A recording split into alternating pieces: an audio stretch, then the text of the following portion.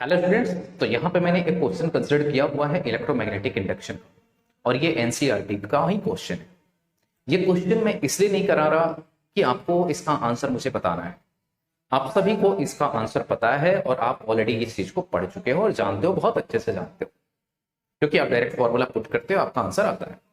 ठीक है, बट यहाँ पे बहुत सारे टीचर्स, बहुत बच्चे यहाँ पे इस तरीके के मिस्टेक कर रहे हैं जो मिस्टेक सच में नहीं करना चाहिए था। ओके, देखो, और वो मिस्टेक भी आपको मैं बताऊंगा। क्वेश्चन पढ़ेंगे। क्वेश्चन में क्या है कि a rectangular wire loop of sides 8 centimetre and 2 centimetre with a small cut. Okay, तो देखो, एक रेक्टेंगुलर लूप ले लो, ये 2 सेंटीमीटर, ये 8 सेंटीमीटर, ठीक है, विद अ स्मॉल कट। भाई इसको लिखो, ये कट आपको दिखाना पड़ेगा। ये कट यहां ले लो, यहां ले लो, कहीं पे भी ले लो, लेकिन इस कट को लेना पड़ेगा। क्यों लेना पड़ेगा? वैसे क्वेश्चन में बोला है, लेकिन फिर भी आप देखोगे कि कई लोग इसको डायरेक्ट कनेक्ट कर रहे हैं, जो गलत है। अगर बाबू ध्यान रखना कि अगर ये लूप क्लोज हो जाए ना, तो इसमें ईएमएफ नहीं, करंट बनेगा, मतलब करंट दौड़ेगा। ये ध्यान रखना। अभी ये कट है तो केवल ईएमएफ तक सीमित रहेगा। अदरवाइज सर्किट अगर क्लोज हो गया तो फिर इसमें करंट दौड़ना शुरू कर देगा। आ रही बात समझ में? क्योंकि पाथ उस टाइम क्लोज हो जाएगा, और क्लोज जब पाथ हो जाता है तो बाबू उस केस में आपका करंट रन करता है। क्लियर? ओके। हाँ, वो अलग बात है कि पहले ईएमएफ इंड्यूस हुआ फिर करंट बना, बट क्वेश्चन में ये नहीं पूछा है ना, और क्वेश्चन में क्लियरली मेंशन भी है कि स्मॉल कट, तो दिखाना पड़ेगा आपको। Cut is moving out of a region of uniform magnetic field of magnitude 0.3 tesla directed normal to the loop।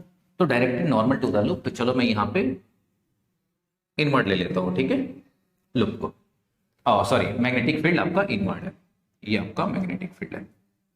Okay, invert या आउटवर्ड कैसे भी आप ले सकते हो, इसमें कंफ्यूज नहीं होना, बस इसके परपेंडिकुलर होना चाहिए, नॉर्मल होना चाहिए। What is the EMF developed across the cut if the velocity of the loop is 1 centimetre per second. ठीक है, वेलोसिटी कितनी है? 1 centimetre per second. Magnetic field की वैल्यू है 0.3 tesla. Okay, in a direct normal to the longer side. ठीक है, अगर हम लॉन्गर साइड के अलोंग इसको मूव करें, लॉन्गर साइड आपका ये है, इसके अलोंग वेलोसिटी है, तो आपको बताना है कि ईएमएफ कितना इंड्यूस होगा। तो समझो, आपने ये पढ़ा हुआ है ना कि इंड्यूस्ड ईएमएफ BVL। ठीक है, तो मैग्नेटिक फील्ड की वैल्यू दे रखा है, वेलोसिटी का दे रखा है, तो बस ये ध्यान रखना, यूनिट जरूर चेंज कर लेना, 0.01 मीटर पर सेकेंड।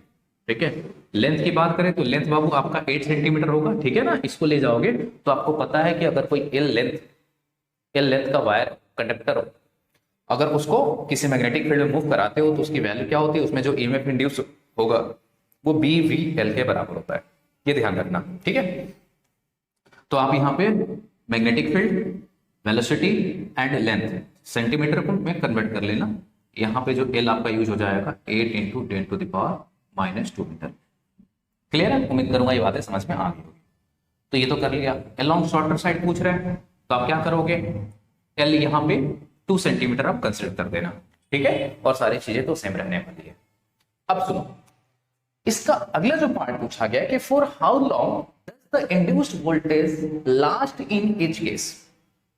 हर केस में कितने टाइम के बाद इसमें जो इंड्यूस्ड ईएमएफ है वो खत्म हो जाएगा।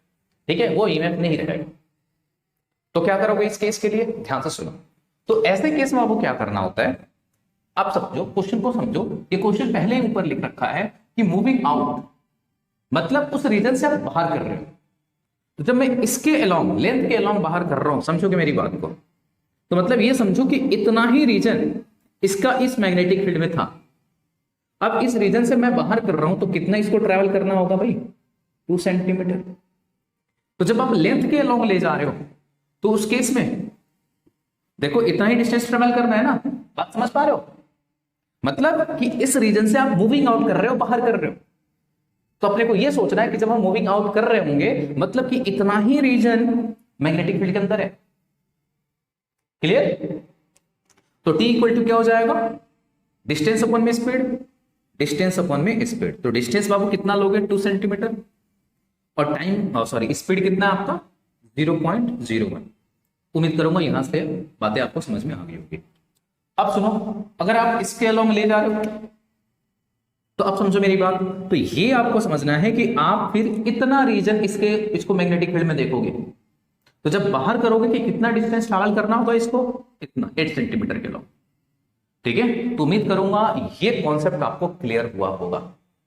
फिर भी किसी तरह का डाउट हो तो प्लीज आप मुझे कमेंट बॉक्स में जरूर बताएं, और किसी तरह का क्वेश्चन हो तो आप मुझे डायरेक्ट मैसेज कर सकते हैं 8750125323 पे। ठीक है, चलो मिलते हैं।